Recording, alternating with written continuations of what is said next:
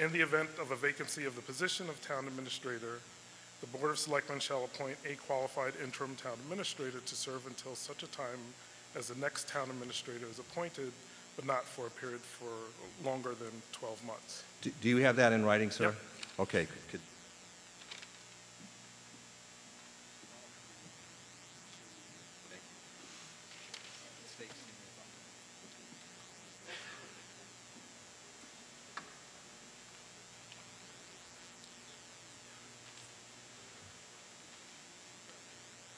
Okay, so the gentleman has said in section 5, he wants to add as a first line in the paragraph to read.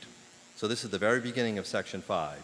In the event of a vacancy in the position of town administrator, the Board of Selectmen shall appoint a qualified interim town administrator to serve until such time as the next town administrator is appointed, but not for a period longer than 12 months. And, sir, my guess is that replaces the current opening sentence in section 5. Is that correct? Yes, and Okay. it also still leaves in saying that in their discretion, they may waive one or more of the requirements. So. Okay. Mr. Early, you wish to be recognized? Thank you, Mr. Moderator. Tom Hurley, Chairman of the Board of Selectmen. I just talked with the Chair of the Government Study Committee, and we'll accept that as a friendly amendment. Save everybody a lot of time.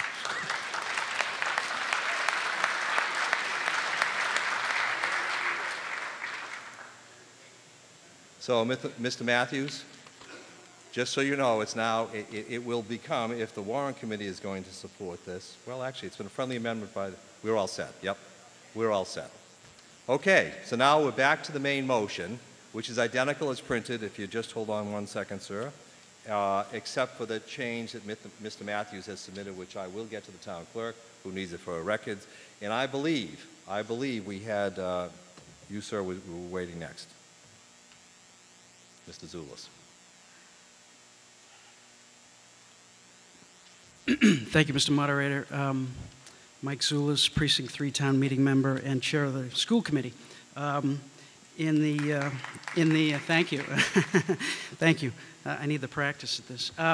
In the spirit of friendly amendments, I rise on behalf of the School Committee to offer a friendly amendment in order to maintain the status quo with respect to one of the positions. If you'll turn to page 46 of your books, we're looking at section 2, subpart B.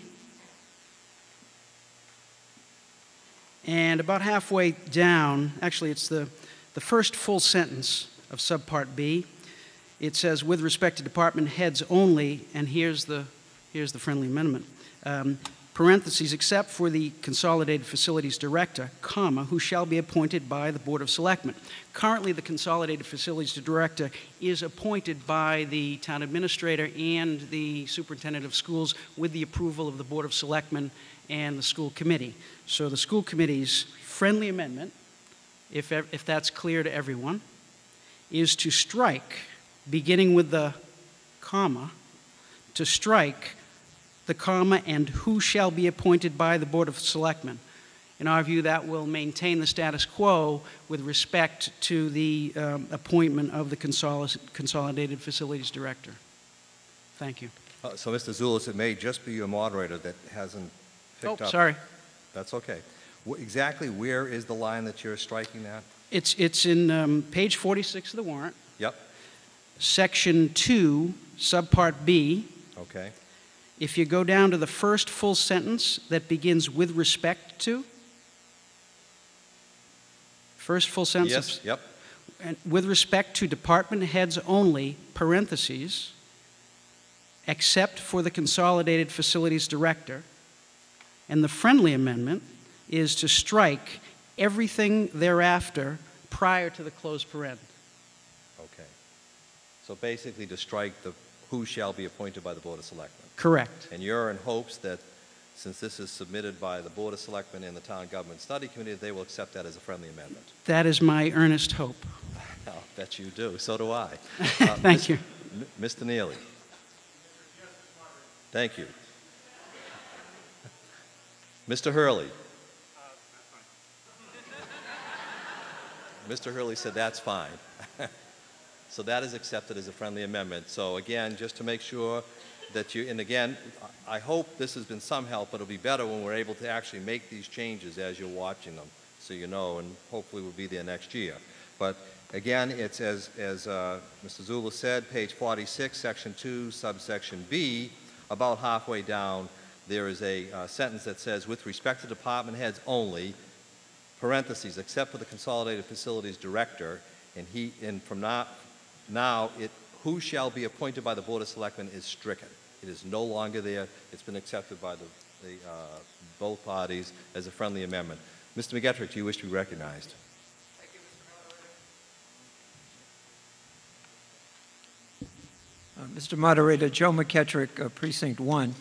And I would like to submit an amendment, and since everybody's being so friendly, I thought maybe I could slip it in as a friendly amendment. And I'm going to ask, too, if former Chief Larson could follow me to elaborate on what I'm saying. What I would like to do is to make a modification at page 46, section 2 of page 46. And the paragraph that I would like to look at is the paragraph that starts out, notwithstanding any provision of any general or special law. And what I'd like to do with an amendment, Mr. Moderator, is to modify that by putting, in effect, two sentences in front of that and then tying it all together. So if you'd like, I could read it or just describe it. Please do. Yep. Please read it. Okay. I would like to have that notwithstanding paragraph modified so that it would read as follows. In the appointment of a fire chief, the Board of Selectmen and the Town Administrator shall continue to comply with Section 42 of Chapter 48 of the General Laws. In the appointment of the Police Chief, the Board of Selectmen and the Town Administrator shall continue to comply with Chapter 272 of the Acts of 1989. And then I'd like to put in the word otherwise and then pick up the notwithstanding clause. So it would read, otherwise, notwithstanding any provision of any general or special law. To the contrary, the powers and duties of the Town Administrator shall include, but not be limited to, the following. So, folks, you may recall moderators for many years before me, and including me, have said any substantive motions, we'd like you to reduce it in writing and provide it to the moderator before you present it to the meeting. And Mr. McGettrick has indeed done that, so I do have that. So, Mr. McGettrick, you're making that as a motion. You'd like Mr. Larson to have an opportunity to explain? Yes, I'd like to explain with respect to the police department. The reference is to Chapter 272 of the Acts of 1989, which sets up the existing procedure for a police chief, and it involves a screening committee and a process where a committee establishes whether the requirements are satisfied by the candidates, and then submit the appointments to the Board of Selectmen, and the Board of Selectmen is the appointing authority under that special act. And all of this is described already in Chapter 20 of our town bylaws relating to the Chief of Police, and the process is outlined. So the net effect of what I'm doing is to make sure that going forward, we're doing precisely the same thing with respect to the selection of a police chief, and making it clear that we don't intend to knock that out by the passage of what we have before us. And I'd ask former Chief Larson to explain the provision with respect to the fire department chief. Very good. Thank you, Mr. Moderator. Thank you. Thank you, Mr. McGettrick. Mr. Larson, you're recognized. Malcolm Larson, Precinct 1. Yeah, the police and fire chief are unique positions. The fire chief in that his duties are outlined in a Mass General Law, and that is Chapter 48, Section 42, which I do have a copy of, and that exists now. The town has accepted this known as the Strong Chiefs Law, and it outlines the powers and the authority that the fire chief has. And I think by inserting this language, it would make it clear that neither the police chief nor the fire chiefs, that any of this would change because of this article. Now, in the past, they've had different procedures for hiring a fire chief. When I was chosen to be fire chief, the The town hired a consulting firm, and they gave us a written examination and had what they call an assessment process, in which there was some experienced fire professionals from outside of Milton that interviewed the qualified candidates and made recommendations to the Board of Selectmen, and the Board of Selectmen made their choice from those recommendations. At my retirement, which was 6 years ago, believe it or not,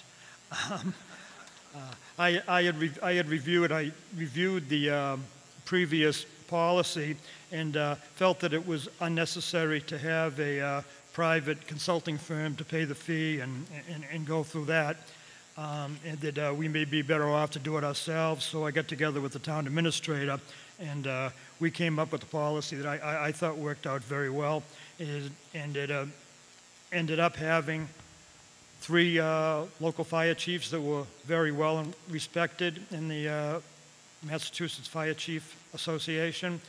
Chief Galligan from Brockton, Chief Scoble from Westwood, and another chief from Marshfield, and also 2 residents, Stephen Keel, who was a town meeting member, and Joe Reardon's brother, is it Bob Reardon? I think was the other one. So we had 2 residents from the town, and we had 3 fire chiefs, and they conducted the process, made their recommendations, and that was the policy procedure that they followed. But I think by inserting this, it will just make it clear that this isn't going to change anything. These policies and procedures and laws will still be intact. Thank you, Mr. Laff. So, folks, Mr. Flynn, Town Council, you're recognized. By the way, let me explain that we have a motion to amend in front of us, but the gentleman, Mr. McGettrick, that posed the motion is in the hopes that it will be accepted as a friendly amendment. It may or may not be, but until Town Council weighs in, we will then determine whether it will be accepted as a friendly amendment. If not, I'll look for a second to the motion, and then we'll vote on whether we'll amend. Mr. Flynn, you're recognized. Mr. Moderator, town meeting members, could I ask the moderator's indulgence for a brief recess? As I understand the motion that's pending, it would, by taking if this amendment is voted, the 2 statutes referenced, that are referenced in the motion, make the selectman the appointing authority. I would appreciate the opportunity to discuss that with the selectman and the chair of the Town Government Study Committee, because I'm not sure that it might be that that's what the motion intends, but I would appreciate the opportunity for the selectman and the chair of this Town Government Study Committee to have the opportunity to understand the motion. Okay, Mr. Flynn.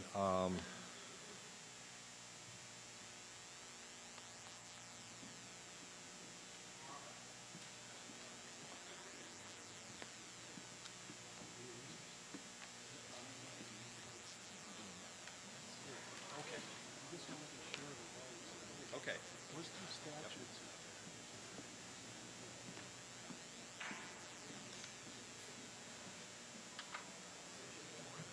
Mr. Flynn was indicating that he only wanted 5 minutes. I wasn't sure, and given the hour.